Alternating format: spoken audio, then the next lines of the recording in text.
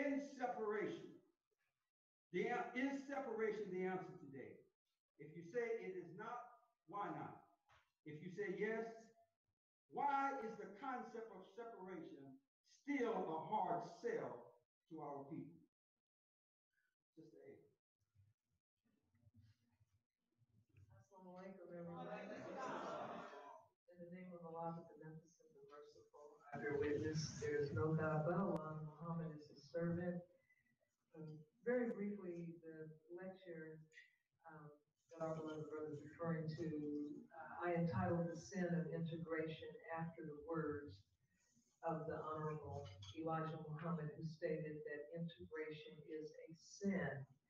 A sin is a violation of divine law. And I feel like an 8th grade student when the question came at me. I was running through books and notes to attempt to just give a really short answer to this. And I want to briefly read from a study course entitled Self-Improvement, the Basis for Community Development by Ben Stuart Farrakhan. And he writes, both the Bible and the Holy Quran teach us that the will of Allah God is the power behind the universe, its creation, its maintenance, and its sustenance. Will is the faculty of conscious and especially deliberate action. Both books teach us that Allah God has given each of us a free will. This faculty of divine power is what distinguishes man from all other life forms in creation. Our sojourn here in North America, which was prophesied in the book of Genesis, and all of us are familiar with God's promise to Abraham. He told Abraham that his seed would make a sojourn into a land that was not theirs, and that there they would serve a strange people for 400 years. He told Abram, who he named Abraham after, he said, after that time, which was up in 1955, he said, after that time, I will come, and I will judge that nation which they shall serve, and I will deliver them with great substance. Beloved, there is no other people who fits the description in the book of Genesis but Black people in America, and we, the descendants of those enslaved. The difficulty factor here is like any kidnapping victim. And those who have been with the kidnapper for months or years begin to identify. You remember the young ladies who were kidnapped in Cleveland, Ohio, and were taken as teenagers and in their early 20s. And people questioned, why did they not, when opportunity presented itself, escape?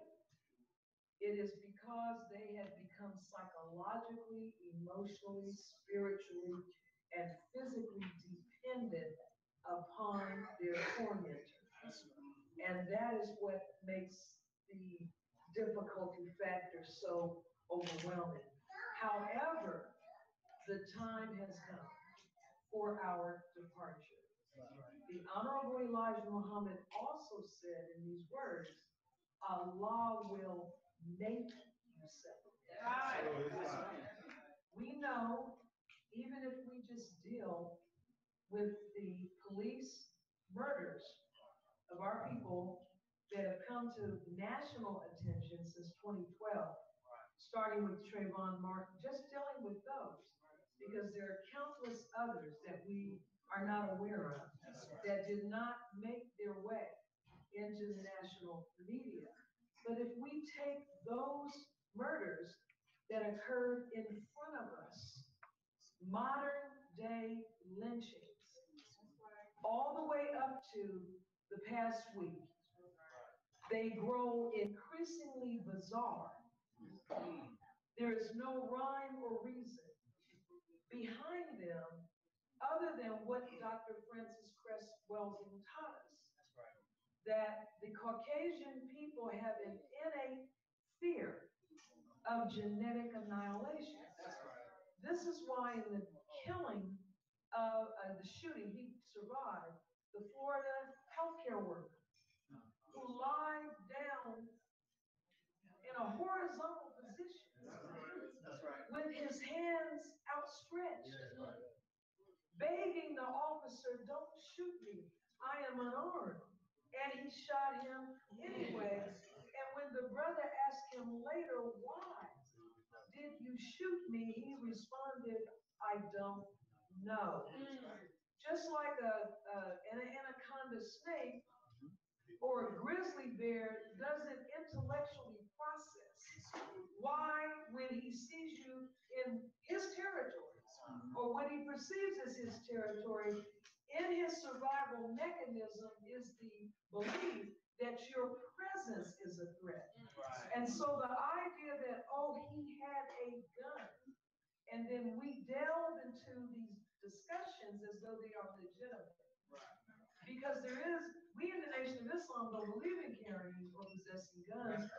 That being said, there is a Second Amendment right to bear arms. But when a black man or woman bears an arm, it's death. Or if you have a book in your hand, or you have a bag of Skittles in your hand, and whether you and I are standing, sitting, lying down, hands up, hands outstretched, male, female, young or old, it is instant death. And so Allah has declared, as Jehovah told Moses, it is time for us to go.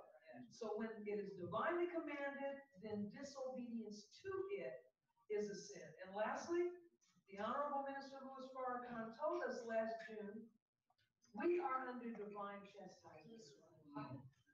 And this is why we are losing our loved ones.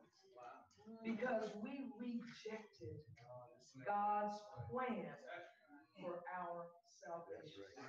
So it is time for us to have freedom, justice, equality, and the ability to once again exercise conscious and deliberate action as men and women who are free, equal, and justified in the eyes of all humanity.